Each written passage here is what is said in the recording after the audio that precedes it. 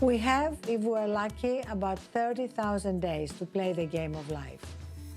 How we play it will be determined by what we value.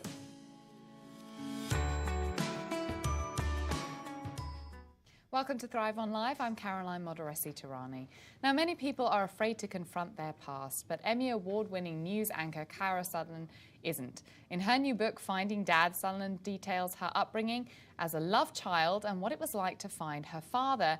And she joins me now to discuss it. Kara, it's so great to have you with us. Thank you so much. Thank you so much for having me. It's marvelous, and just congratulations on the book, because having read it, it is very no holds barred. Let's put it that way. How was the process for you writing this book? Well, it's been said that when you heal it for yourself, you heal it for many. And I decided to write the book 20 years after it all happened, that it came out, and my father was the governor, and I was a teenager, and I'd gone on this quest to find him. And it wasn't an easy quest, but later on, after we reached that acceptance, the reason I write it today is we learned something so important about the gift of forgiveness. And so it was cathartic for me to write it, and of course you have to write about the tough stuff too, about how he didn't acknowledge me in the beginning, or what it was like to grow up without a father, like so many other millions of kids are doing. But in so doing, I think I acknowledged that, and when you take your past and you acknowledge it, and then you heal it, and you talk about the wounds that you attained, or the wisdom you attained from your wounds, I think that's the journey that memoir can do. Absolutely, and you mentioned that obviously he was a famous figure in politics, the governor of Rhode Island, and then all of a sudden you saw him one day on the TV. You realize that this man exists and he's very real. It was on your TV screen. What was that experience like for you, having kind of crystallized who he was? It's chapter 1, I call it the awakening, because I was awakened literally in the middle of the night, but I was also awakened in another way, whether I wanted it or not. My mom had always said, your biological father is a man named Bruce Sundlun, but he was a man that she worked for who chose not to acknowledge me, and actually ended up, my mom tried to sue him for paternity. They settled out of court. There was no DNA test in 1975 when I was born, and he said, here's $35,000 and here's a promise to never call me again. Now, my mom, that was her journey, but she had been honest with me and said, you have a biological father named Bruce Sundlun. So that all I never knew was his name. And that night that I woke up, as CNN was doing the election returns, and literally the news anchor is saying that Bruce Sundlun's running for governor. It was one of the times he didn't win, but I thought, oh my gosh, he's real. And now I could go find him. I think before that I was only 13 years old and I'd never even seen a picture of him. But at that moment it was like, wow, I need to find what I describe as the other half of me. And, it's amazing. We can see some of the photos now. Obviously, he's a very kind of prominent man. But reading the book, there are parts of me that kept sort of questioning, why? Why do you want to find this guy? I want to read this excerpt just so people kind of get a gist, because you discuss in your book that your mother made attempts to reach your father when you were hospitalized, you were very young. Writing, quote, Mum admitted that she had written him about his medical history after I was hospitalized for a rare blood disorder when I was 4, even though I was paralyzed from the waist down for 3 days with mysterious bruises all over my legs. He never answered my letter. Fortunately, the condition cleared up after a few days at the Children's Hospital. I mean, that is quite something. I mean, knowing that about him, didn't you just hate him? I mean, how did you not process that emotion? I think a part of me thought, well, that's their story, the story of him not accepting me. And in my heart, I was going, oh, once he knows I'm out there, maybe he'll just accept me. Who knows what happened back then? Unfortunately, that wasn't the case. Even when I wrote letters to him, they weren't acknowledged right away. And I probably told myself, well, maybe he didn't get him. He's at the governor's office. Maybe they never made it to him. The turning point for me was when we had the secret meeting. And I ended up getting that from kind of cold calling the State House after writing letters and even hiring an attorney and not getting it. One day I just called up the State House and I said, this is Kara Hughes, and I need to speak to the governor, and he'll know what it's regarding. And to my surprise, I was connected to his executive assistant who did know all about me. So there was this realization of, wait a minute, he knows about me, and he's not responding. But I can't explain it other than what Arianna Huffington would say following that GPS for the soul. My inner voice was definitely telling me, you need to do this, and keep going, and keep taking that leap of faith, even though it wasn't looking pretty from the outside. Yeah. But the inner voice was right, because ultimately my unconditional love of wanting and needing a father beat his fear, which is always the case, right? Love beats fear. And it ended with him finally on TV saying, listen, I'm going to help pay for your college education. Anything else, I'm going to treat you like the rest of my children. I have 3 half-brothers. But I need you to come live with me. How else am I going to get to know you? So I knew that when that finally happened, it was everything I'd been working for, and there had been a very painful part to get there. Yeah. But that I would accept his offer of acceptance. And I mean, that's amazing. You know, it is an amazing thing, particularly for you as someone who was so young and who had all you'd heard from him were really, it seems, rejection. I mean, it seems like, you know, you kept trying to reach out, he'd kept rejecting you. And it, you know, you talk about forgiveness on the one side. For you, I mean, that's an awful an awful lot of catharsis had to have gone on in that moment. Right. How did you get yourself to a position where you could forgive him? I think it was because I wanted it so badly. I wanted a father in my life, and I think a lot of people watching who are wondering where their fathers might relate. I mean, now fatherlessness is an epidemic in America, with as many as 1 out of 4 kids living in a house growing up without a dad. In some communities, it's as high as almost 50%, 43%. And so that need, Sigmund Freud tells us there's no need in childhood greater than the protection of a father. And things with my mom were great. I mean, she was a single mom, but it was hard, as you'll see in the book, for her to do it all.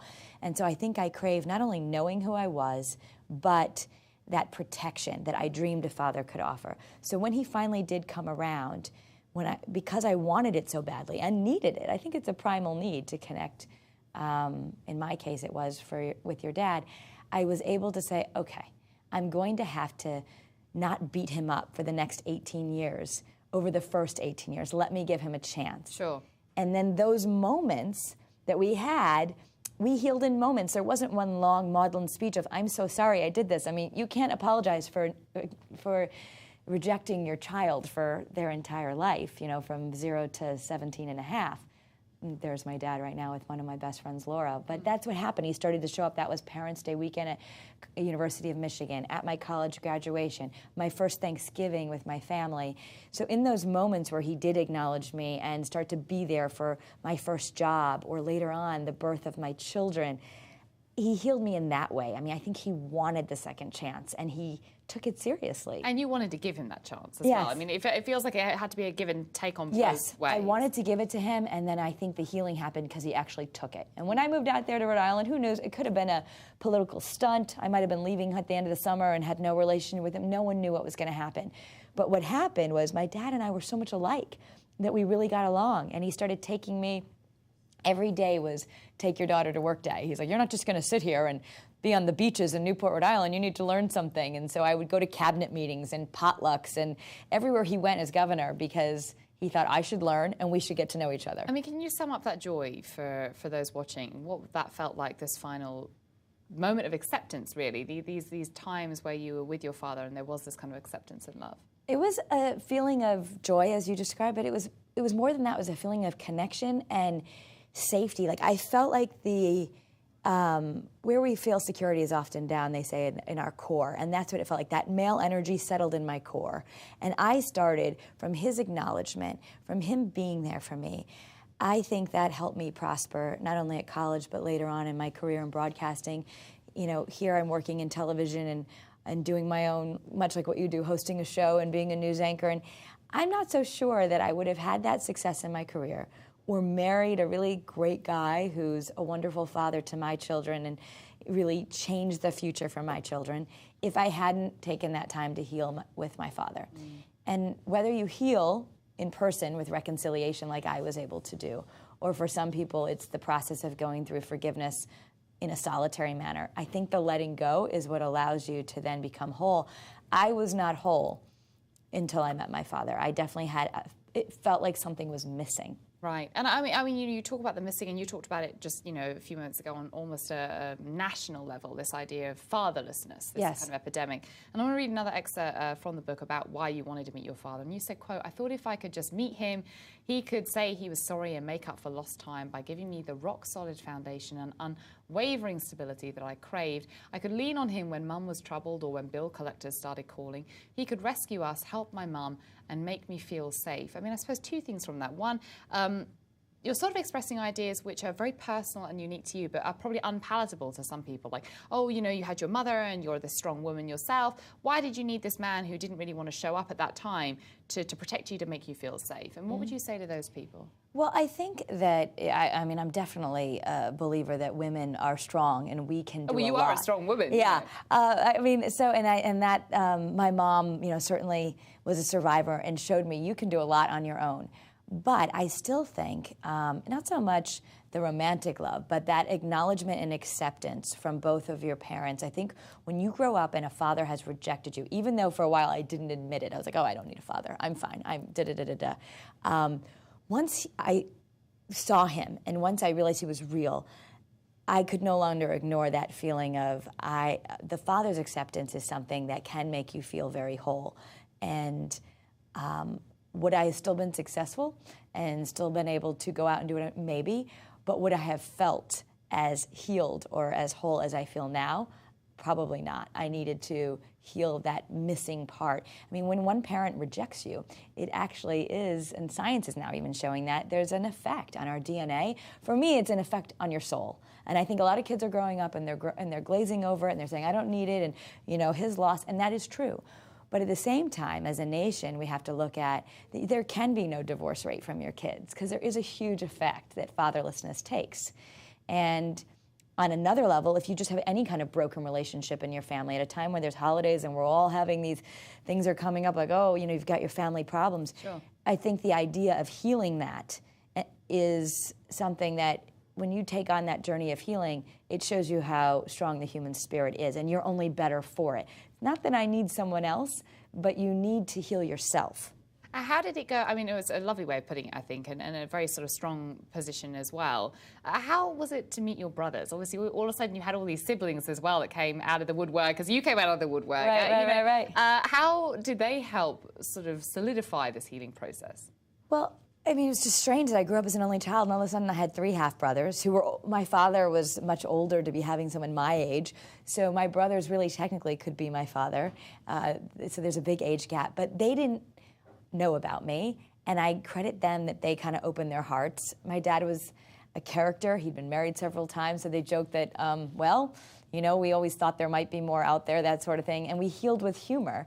And, you know, they kind of showed up one weekend at a time that summer, and we would spend the weekend together and get to know each other. And today, as I'm sitting here doing the interview, I stayed with my brother Stuart, who lives here in Manhattan, and he's been kind of running around with me and being a big supporter of the book.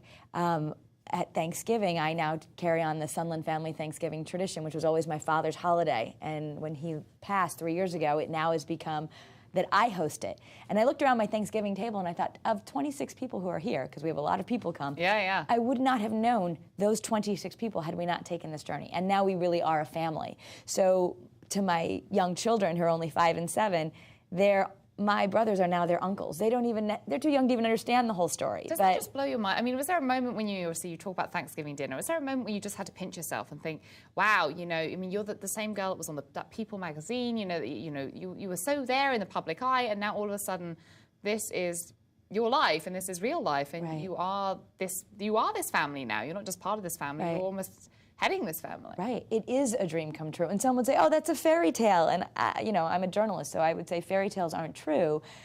But forgiveness is magic. And forgiveness is what, both my brothers, their willingness to open their hearts to me and also forgive my dad. My dad's willing to come around and say, okay, I really messed up, so let's try and do this over. And my ability to let him in was the only way we could have had that happy ending.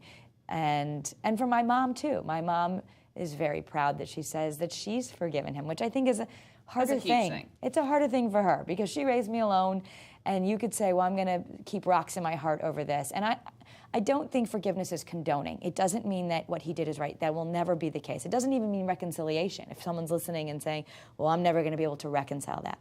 Forgiveness is the letting go of it so it doesn't weigh you down, so that you can, as you would say on this program, thrive. And so I think my mom would say, I'm never going to be okay with what he did, but I've let it go. And I'm now so happy that my daughter has found her father and that we were able to share in the experience of, me getting married, of me having children, of them becoming grandparents together. Well, I was going to say, I mean, you know, you have your own beautiful children as well. And to be able to instill that idea in them, I mean, just how important was that for you as a mother to instill this idea of forgiveness, of the letting go in your kids? Yeah, and they're so young now. They're only 5 and 7, but I hope for them to see it as they grow older. And there's my father holding one of, I think that was Julian, who's born second. He's all swaddled in there. Oh yeah, there's Helena. And he's nervous, not knowing how to hold a baby at this point. But you know, yeah, I mean, to them it's like, oh, Poppy, we miss Poppy. And you know, all the time Helena had him until she was 4, but she still has really strong memories of him. Will you tell them about him? And I mean, obviously you've got the book, so I mean, if they want to figure it out, they can just go and yeah, read I will Mum's tell book, them the journey. I mean, right now, it's funny, my daughter said to me as she attended a couple of my book signings, and I'm telling the story, and she wanted to come along, and then she goes, wait a minute, you didn't know Poppy when you were growing up? And I said, no. She's like, what? How did that happen? So, you know, now she's... What do you tell her? I mean, what do you tell her about that? Well, I said, you know, Poppy and I didn't know each other, but we were able to come together, and we were able to decide to be a family, and because of that, he was able to be a grandfather to you. So I think she's too young to understand the whole relationship and being born out of wedlock and all of that yet. But as she grows older, I will tell her, and I will tell her that the same reason I wrote the book, that I do think people can change their circumstances when they decide to look at it from a different way, and if your heart is open. I mean, I was very fortunate that my father opened his heart to me eventually, but even if he had not, I would have still needed to let it go and gone through my own healing process to get over the rejection. Yeah, for me. So forgiveness is a gift you give yourself. It wasn't really a gift I gave him. Yes, it was an opportunity for come into my life, but for when you're dealing with forgiveness, it's really about yourself. Well, so, I mean, the book is very positive in the way that you not that you spin the relationship, that's not the right way of saying it, but just more that you're very, very generous, I would say, to your father in a way that lots of people watching might think he doesn't deserve, because you were very open to him and all the times that he seemed to close himself off to that. Yeah. And, you know, then years later, obviously, you did reconcile and you've had this wonderful relationship with him before he passed away. Were there moments, though, where you know, late at night in the kitchen over Oreo cookies, you know, you talk about that a little bit in the book, where you just sort of said to him, where were you? Why didn't you want to ever answer my letter? Why didn't you do that? You know, I didn't. It's funny, people have asked that, and it wasn't ever a conversation so much like that, other than toward my wedding, where I thought, my dad and I were kind of instantly healing because we were living together, and he was showing me, he's a World War II veteran, so those guys they don't really do emotion, and I talk about that in the end of the book when I retrace his steps after he was shot down in Nazi territory and ran for his life, and I'm like, oh, this is the part where I felt like it was after he passed, and I felt like he is showing me how he became so tough, how he learned how to not live from his heart because he had to stay alive. And that served him well in the boardroom and the courtroom and running for governor and making tough decisions. Didn't serve him well in personal life, or the instance of a daughter, or getting married 5 times.